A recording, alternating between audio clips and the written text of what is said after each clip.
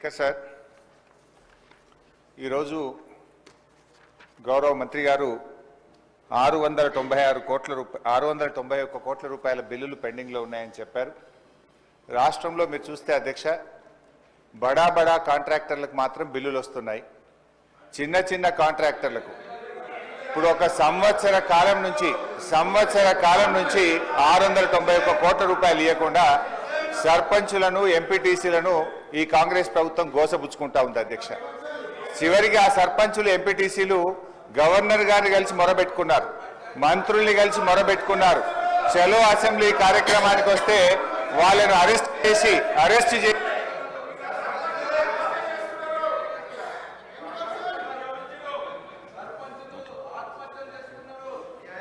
Speaker sir, సభను కొంచెం ఆర్డర్లో పెట్టండి.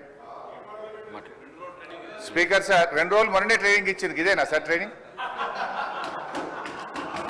సార్